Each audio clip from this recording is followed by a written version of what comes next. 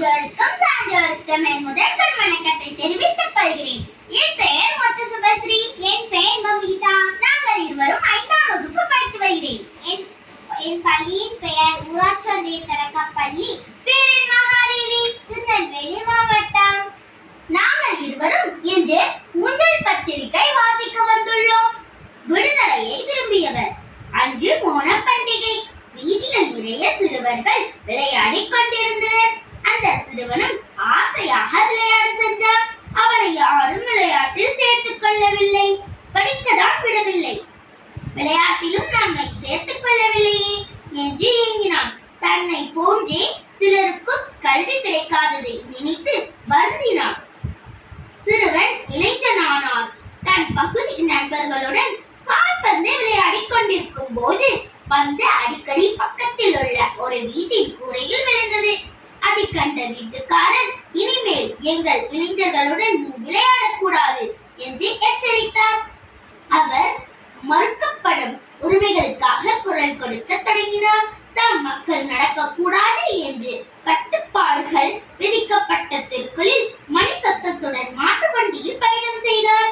அனுமதி மறுக்கப்பட்ட சந்தையில் நுழைந்தார். அதன் பிறகுதான் அனைவரும் சந்தைக்குள் அனுமதிக்கப்பட்டனர். முறையாக கல்வி கற்காதவர் எனினும் ஆங்கிலமும் சமஸ்கிருதமும் கற்றுத் தேறினார்.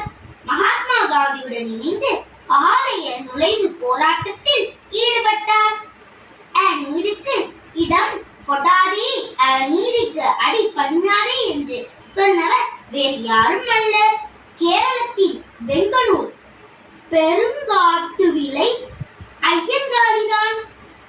பிற்காலத்தில் ஆஸ்துமா நோயால் பாதிக்கப்பட்ட ஐயங்காளி 77வது வயதில் காலமானார்.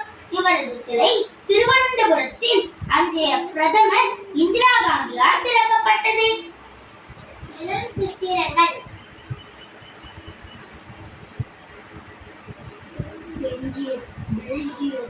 பெல்ஜியத்தை சேர்ந்தவர் இயக்குனர் மற்றும் வரைபடக்கலைஞர் வின்சென்ட் பால். இவர் தான் சமூக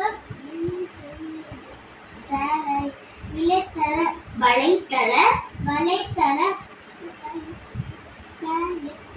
பக்கத்தில் பல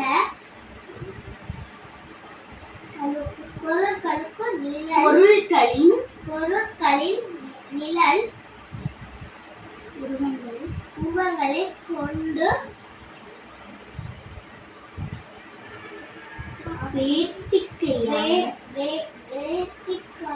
வேடிக்கையான பல சித்திரங்களை தீட்டி வருகிறார். அவை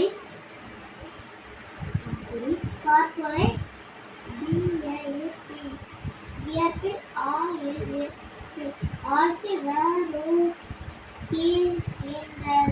வருகின்றன.